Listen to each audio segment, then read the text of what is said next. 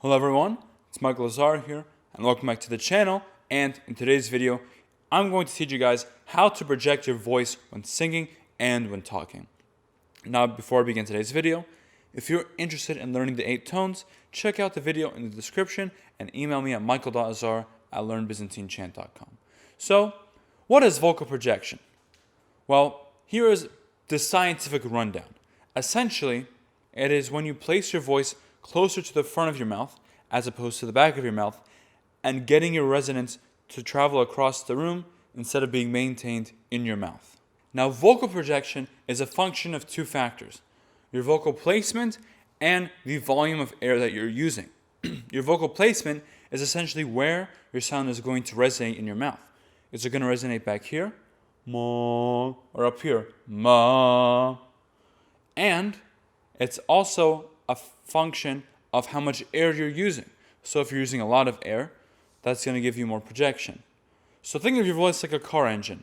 Your air is like the gas, right? You could flood your car with a bunch of gas, and yeah, it'll go. But if your engine is slow, then it'll be inefficient. For example, a slow engine with a lot of gas is going to sound like you have a back placement with too much air. So like this, mom.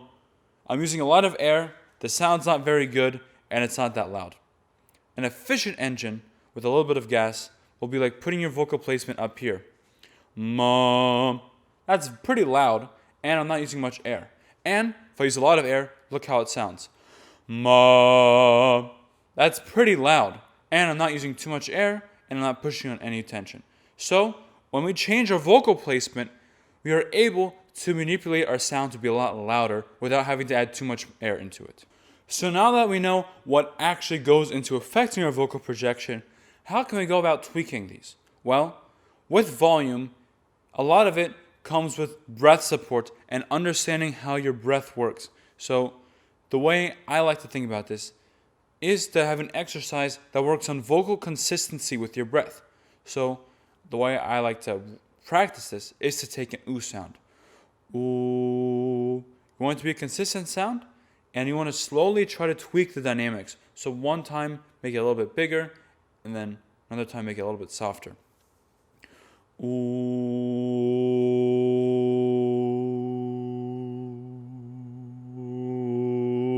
Your goal is to maintain a consistent sound while changing the dynamics and without changing or fluctuating your pitch.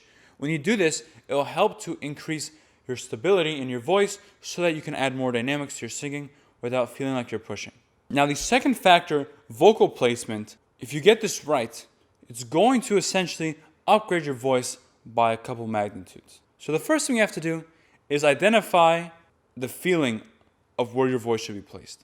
So sing an ah. So ah.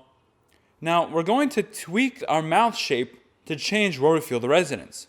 So the first thing you want to do is try to open up the back of your mouth as much as you can. Oh.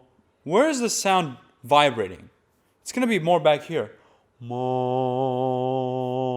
Let's tweak it in the other direction.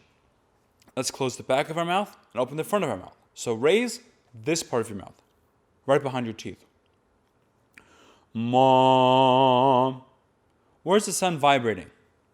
It's vibrating more up here, isn't it? Mom. As opposed to back here. Mom. Now, for vocal projection, you want the sound to vibrate more up here. Mom. Now, why is this? Well, your sound is going to resonate more in the area of your mouth where there's more space. So, if the back of your mouth has more space, mom, your sound is going to resonate a lot more back here than up here. The issue with that is the outside is more up here. If I resonate back here, mom, my voice is a lot quieter and no one's going to hear me. But if I resonate up here, ma, my voice is not resonating only in my mouth, but also in the room around me. Ma. So, when you place your voice more forward, you get a much larger sound without having to put as much air into it. Now, another trick or tip that might help you is to pucker out your lips. Mom. If you tuck in your lips, you are essentially preventing your voice from actually coming out this way. Ma. It's kind of impossible because your lips are not only taking in space in your mouth, but also directing your air not this way, but more just inside your mouth. Ma. You can't really project with a tucked in lip, but when you puck your lips, ma, you can really get your sound out there. So now that we know the two factors that affects our vocal projection, the amount of air we're using in the vocal placement, we gotta learn some exercises to help reinforce the good habits. Now the first one is humming. So essentially you wanna hum, but you wanna close the back of your mouth a bit more and open the front of your mouth. So try to concentrate the resonance up here, and if it starts really itching your nose, it's good, because that means all your resonance is up here. You can also put your hand here to feel it. Now once you do that, open up to an ah sound. That's a good front placement. Now the tendency is to hesitate and have your voice fall back. Because this sound can be a bit harsh and ugly, but we want that sound because that means our voice is coming out more. So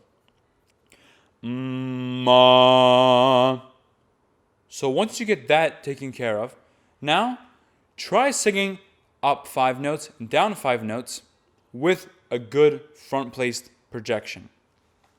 Ma ma ma ma ma ma ma ma ma. Now you can keep your hand in front of your mouth to feel the vibrations. That will help to kind of reinforce it. But it's very important that you don't let your voice fall back. What you'll notice is that as you go up the scale, your voice wants to go back behind here. Don't let it happen. Keep the voice front faced. Ma ma ma ma ma ma ma ma ma. It takes a lot of concentration, and although your sound might not be as pretty at first, you'll start to realize that as you incorporate this, the sound will fix itself and you can sing a lot louder than you could have before. Now, you should make sure that you incorporate these vocal techniques into your speaking as well. So when you're speaking, you don't want to speak like this. If you speak like this, no one's going to listen to you. All right? If you want a commanding voice, you want to be forward placed and you want to project your voice out. So how do you work on this? Well, you have to be very mindful of it. When you are speaking, close the back of your mouth and open up the front a bit more. So your voice should sound like this. Hello, my name is Michael Azar. If I talk like this, it's not as loud. But if I talk like this, it's a lot louder, right? So you practice this by just doing it. The more you do it, the more you reinforce it. But you have to make sure that you are presently minded when you are doing this. You can't just do it and not think about it, right? If I'm going to talk to you with a back placement, not think about that, that's not going to help reinforce it. But if I am deliberate in how I open my mouth and change it, after a while, practice becomes habit. And this is a good habit to have, especially if you're in a work environment where you have to give out presentations. Having a good vocal projection is going to make your presentations a lot more convincing. So having good vocal projection helps to make your voice fill a room without having to push your vocal cords or use as much air.